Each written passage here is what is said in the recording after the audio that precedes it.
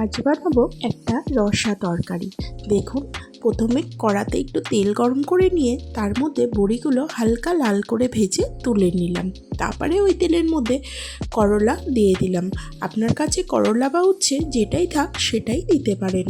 করলাটা একটু আগে ভালো করে ভেজে নিতে হবে, কারণ রসা বা শুক্তোর মধ্যে ডাইরেক্ট করলা ইউজ করলে তরকারিটা খুবই বেশি তিতো হয়ে যায়। তখন বাচ্চা বলুন বা অনেকেই অতটা তিতো খেতে পারে না, তাই জন্য আগে একটু ফ্রাই করে নিলে ভালোই লাগবে। তারপরে যেটুকু তেল আছে ওই তেলের মধ্যেই রাঁধুনি আর শুকনো লঙ্কা ফোড়ন দিয়ে দিলাম। এই ফোড়নটা দিলে খেতে রসা তরকারির স্বাদ অনেক বেশি ভালো লাগে। তারপরে সমস্ত সবজিগুলো দিয়ে দিলাম। এখানে আমি সিম, আলু, বেগুন, করলা, কাঁচকলা, পেঁপে সমস্ত সবজি ইউজ করেছি, আমার কাছে যা ছিল। আপনাদের কাছে বাড়িতে যেসব সবজি থাকবে আপনারা সেগুলো দিয়েও বানাতে পারেন।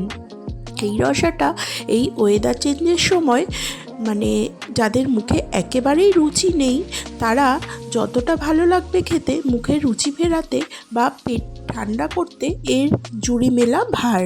তারপরে দিয়ে দিলাম লবণ, হলুদ, আর দিয়ে দেবো খানিকটা কাঁচা আদা বাটা। এই কাঁচা আদার ফ্লেভারটা এই রসা তরকারিকে আরও বেশি সুন্দর করে তোলে। এই তরকারিটা পেটের জন্য বড্ড বেশি উপকারী এবং মুখের রুচি ফেরাতেও ভীষণ উপকারী। তারপরে দেখুন একটু সামান্য মিশিয়ে নিয়ে দিয়ে দেব জল। জল দিয়ে ভালোভাবে ফুটিয়ে বড়ি দিয়ে নামিয়ে নিলেই রেডি হয়ে যাবে রসা তরকারিটা। এটা দিয়ে এক থালা ভাত এমনি খাওয়া হয়ে যাবে।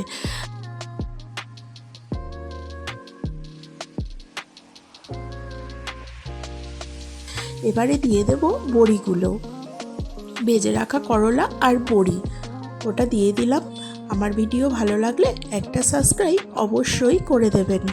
করলা আর বড়ি দিয়ে ভালোভাবে ফুটিয়ে নিতে হবে। বেশ খানিকটা সময় নিয়ে ভালোভাবে ফুটিয়ে সমস্ত কিছু সিদ্ধ হয়ে গেলে নামিয়ে নিলেই রেডি হয়ে যাবে পেট ঠান্ডা করার জন্য একদম দারুণ টেস্টের রসা সবজি।